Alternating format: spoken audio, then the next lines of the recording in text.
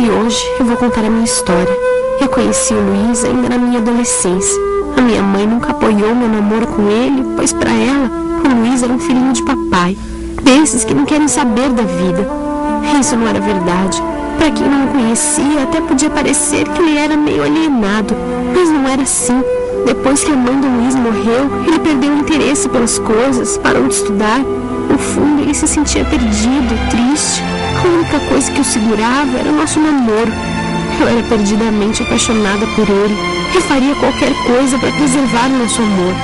Nós éramos muito parecidos, sonhávamos alto, e o que mais queríamos era sair daquela cidadezinha onde todo mundo cuidava da vida alheia. O nosso sonho era ir para São Paulo, um lugar onde as coisas aconteciam. O pai do Luiz havia mudado muito depois que a esposa faleceu. Ele não se importava com mais nada. Apesar de ainda ter o filho, ele não ligava para o Luiz.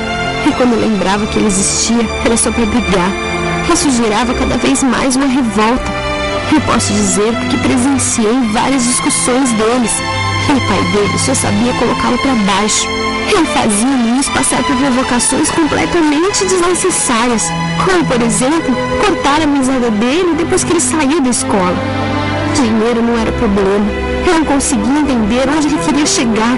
Como ele podia fazer isso com o único filho? Por que tanta implicação, tanta amargura? Isso só piorava a situação, porque o Luiz ficava cada vez mais revoltado com o pai. Eles iam se distanciando cada vez mais.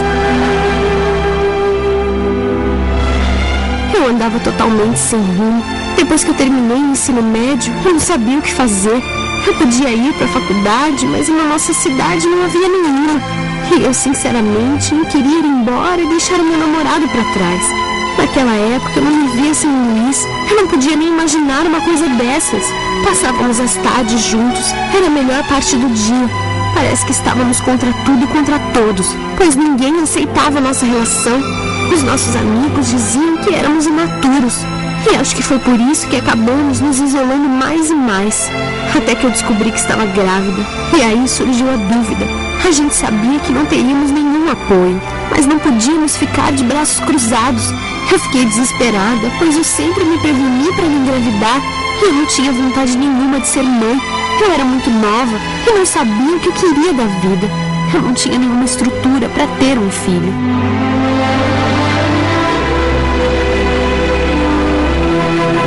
Nós decidimos abrir um jogo. Não dava mais para esconder a verdade. E precisávamos de um apoio, uma luz. A minha mãe ficou louca. Disse que já esperava isso há muito tempo e não queria nem saber.